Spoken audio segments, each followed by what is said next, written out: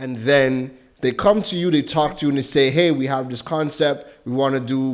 We were gonna do an in-person big gala, 1,000 people. We can't do it, so we want to do it in person. We want to do a virtual event." They talk to you. You break everything down. You give them the price, and they look at it and they say, "Way boy, I thought virtual events were cheap. I thought they were cheaper. Why isn't this cheaper? No, we got to talk about it. Why aren't virtual events cheaper? We want to know." So they're not necessarily cheaper. Let's just go there, right?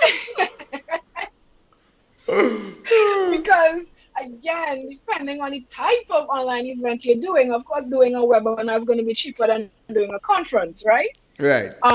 It's going to be cheaper than doing a gala or a whole entertainment production where you have, stage and all these different things, right? Right. But it's not cheaper. So yes, you wouldn't have transport costs and if accommodation, if you had people traveling, you wouldn't have decor, you wouldn't have food.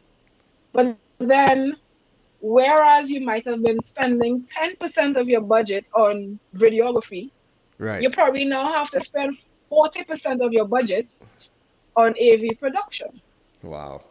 Because we're not just putting a laptop and talking, right? We're doing cameras to get high resolution, right? Correct. We're going to be cutting to ads. We have overlays. We have, right, Karen? Right? Correct. Things happen, right? Correct. Talk to him. So those things are not cheap, right? Yeah.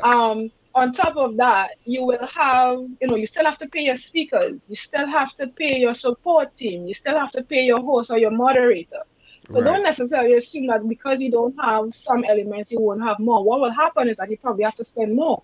You probably have to do more marketing and advertising, trying to convince people what is this virtual thing that you're talking and why about. To spend their so money on your it. advertising and marketing, right? So that budget might be more than if you were doing a face-to-face event. So yeah. Right. No, that it needed to be broken down because people have come to me and they're like, what is the cost to do even what you do for a web show? What are the costs of the equipment? What are the costs of the subscriptions you pay?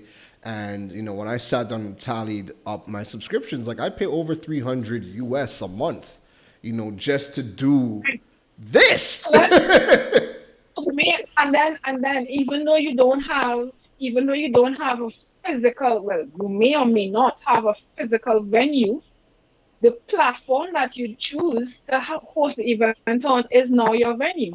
So Correct. The event platform is going to come at a cost.